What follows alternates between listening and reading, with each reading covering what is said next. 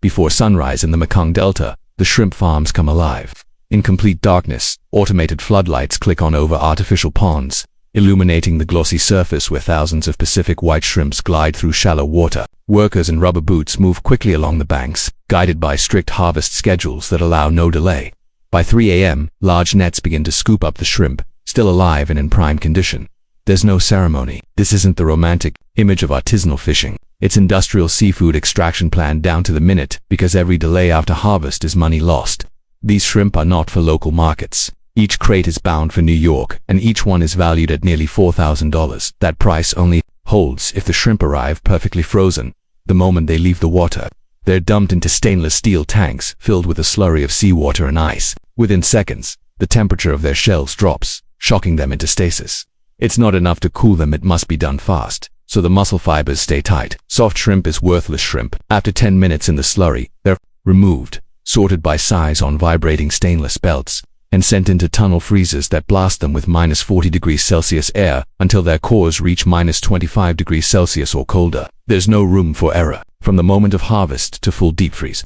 The industry standard is under 90 minutes. Each batch is vacuum sealed in multi-layered film, with oxygen pulled out and nitrogen flushed in.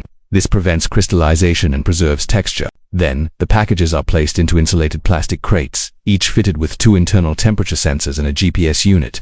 One sensor sits between the shrimp bags, reading ambient temperature.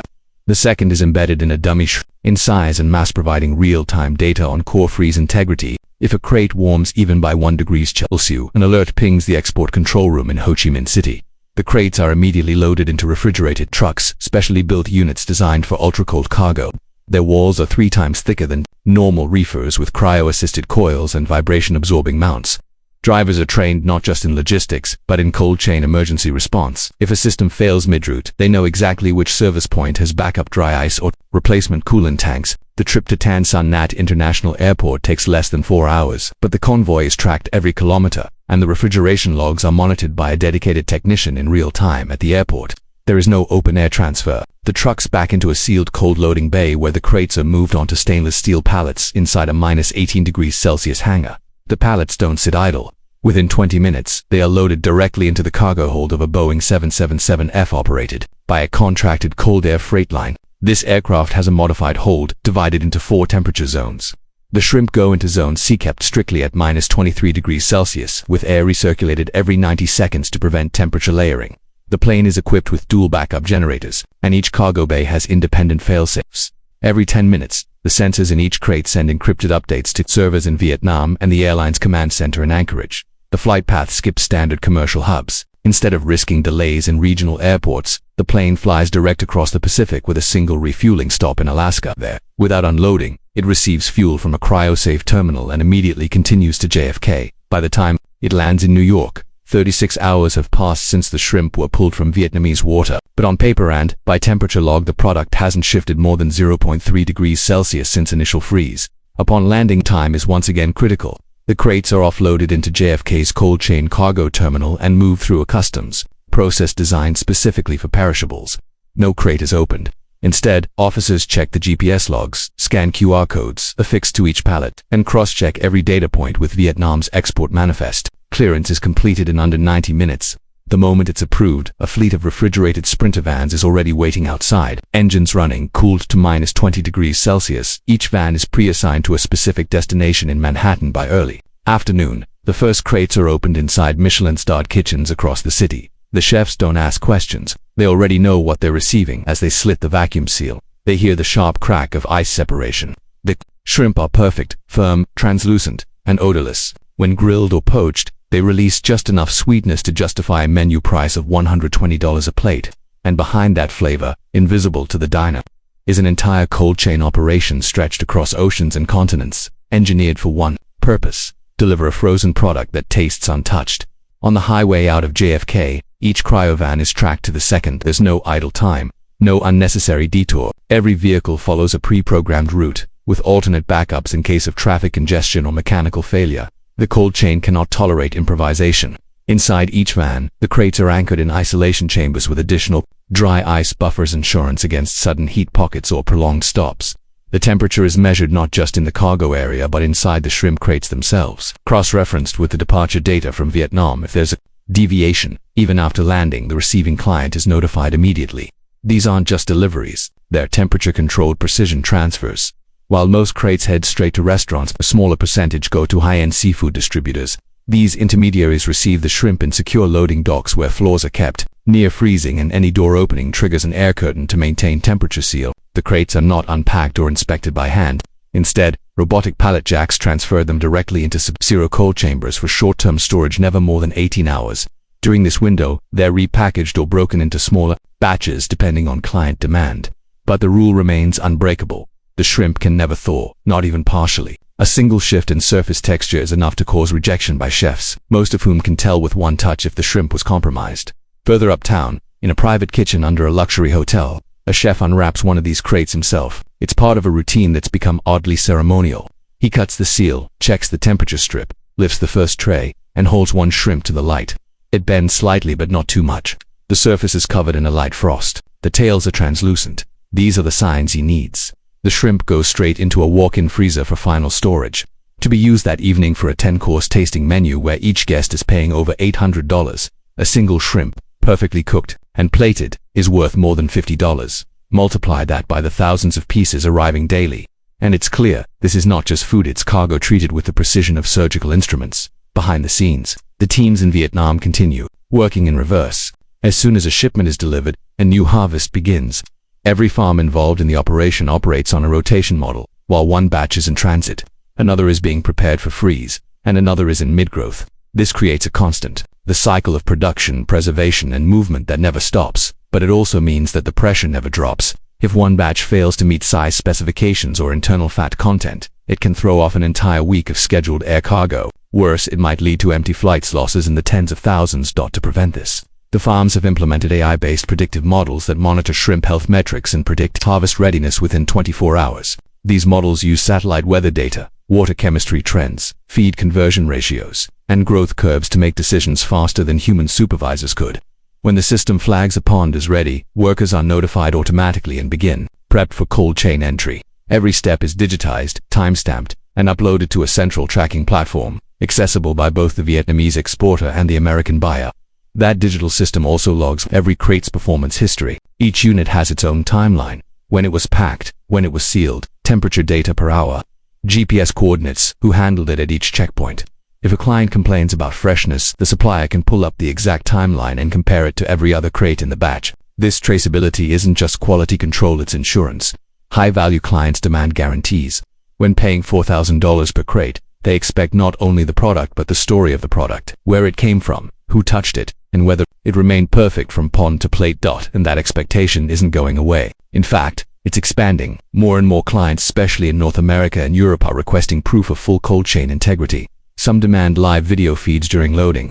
Others require digital certificates signed by temperature compliance officers. The logistics firms that can't provide this level of assurance are quietly phased out. There is no room in this system for error or ambiguity. Everyone in the chain knows the consequences. A single bad crate might cost thousands, but worse, it might cost trust. And in this industry, trust is harder to regain than profit. 3 times per week, an inspection team from the Vietnamese Ministry of Agriculture visits select farms and export facilities unannounced. Their job isn't just paperwork. They arrive with portable labs, swab surfaces, check water samples, and scan data logs from the farm's management software. If a single pond shows signs of bacterial bloom or improper feed ratios, the entire batch connected to that pond is flagged and disqualified for export. It's a ruthless system, but it's what makes the supply chain reliable. Buyers and the us aren't paying for shrimp, they're paying for zero risk. And that level of trust is built on relentless discipline. At the airport side, each plane is pre-certified by a third-party cold chain authority before a single crate is allowed. On board, it's not enough for the aircraft to have refrigeration. The insulation of the walls, the airflow design of the cargo hold, even the door seal performance during loading are tested monthly. If a plane fails inspection, even if it's just 2 degrees Celsius, too warm during simulation testing, it's grounded until reapproved. The shrimp are too valuable to gamble. 1 hour in the wrong hold could damage an entire shipment and break million-dollar contracts. Downstream. While the shrimp fly toward New York, a secondary team in Miami is running a mirrored version of the process, not because the shrimp will land there, but because the operation is preparing to scale. Miami will become the second entry hub for South American redistribution. From there, the same ultra-cold distribution model will feed high-end markets in the Caribbean, Mexico, and even as far as São Paulo. The infrastructure is already in place: insulated docks, autonomous freezer forklifts, and smart cold rooms that respond to cargo arrival by adjusting their internal temperature profiles automatically. But no shipments will move through Miami until the New York pipeline runs 6 consecutive weeks with 0 temperature breaches. That's the rule. Not because of regulation, but because of brand reputation. Inside the control room in Ho Chi Minh City, 5 monitors track the real-time progress of each crate in the air. The staff work in silence, watching numbers, temperature, cabin pressure, GPS, humidity, flight velocity. On a third monitor, an AI algorithm runs predictive failure simulations, calculating if any current factor, altitude, turbulence, heat spots in the cargo floor could affect thermal integrity. If a risk passes a certain threshold, a notification, it is sent directly to the airline's cargo officer in flight. They don't wait for mistakes, they prevent them before they happen. The level of integration is almost military, and in fact, some of the systems in place were adapted from defense logistics platforms, where perishable biomedical supplies had to be flown under similar conditions during disaster response missions. The shrimp industry took that knowledge and applied it to food. It may sound excessive, but in a market where one crate can pay a week's salary for 20 workers, precision isn't optional, it's survival. Back on the ground in New York, most clients never even think about the journey. To them, the shrimp arrive cold and perfect, like clockwork. They don't see the calibration checks done by customs agents, or the emergency response van parked on standby in case of refrigeration failure during offloading. They don't know that each crate has a digital kill switch and internal processor that erases shipment data and locks the GPS tracker if tampered with. This feature exists not for safety, but to protect the proprietary routes and packaging methods.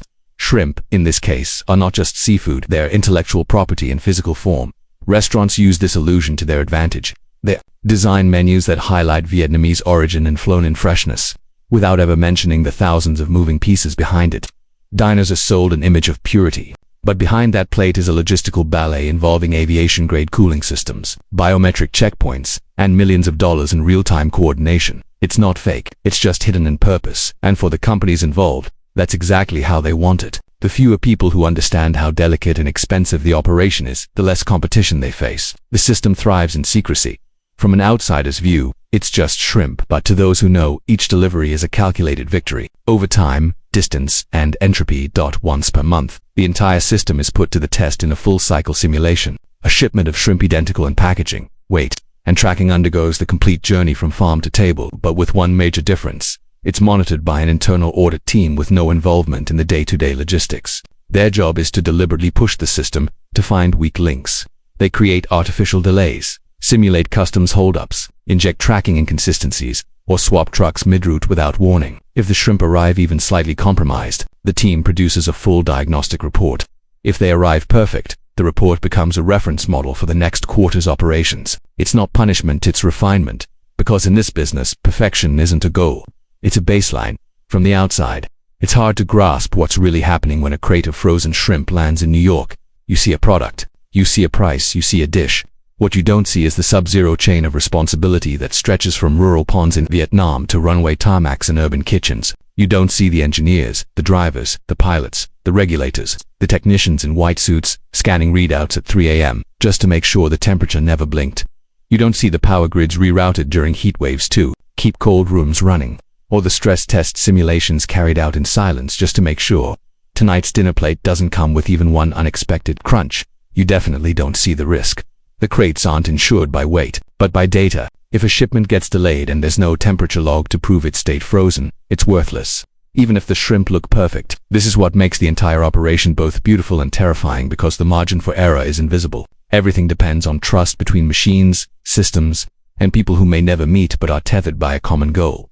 Protect the product, and for every successful delivery, there are silent victories. A route optimized just in time to avoid a thunderstorm over the Pacific. A customs officer who flagged a fake manifest before it entered the cold chain. A pilot who corrected a minor pressure loss midair and prevented a 3-degree rise in the rear hold. None of it makes headlines, but all of it makes dinner possible. Now imagine this entire operation happening not once, but hundreds of times every week, across dozens of countries and countless seafood categories. From eel in Japan to scallops in Iceland, to swordfish in Chile and sea urchin in Canada. The cold chain isn't just an industry, it's an invisible artery running through the world's most luxurious menus. The global elite may never know how it works, but they depend on it every night. And while diners admire the final plating, while they taste sweetness and texture and pay with their black cards, the real masterpiece is still hidden inside that dark cargo hold at 35,000 feet where somewhere, in a tightly locked crate, a tiny sensor glows green, holding everything together. If you've made it this far into the journey, consider joining us for the next one. Every week we dive deep into the world of extreme seafood transport, revealing the stories, systems, and silent logistics that keep the coldest cargo moving. Subscribe to Massive Transport and stay with us for the next mission, because what's invisible is often the most incredible.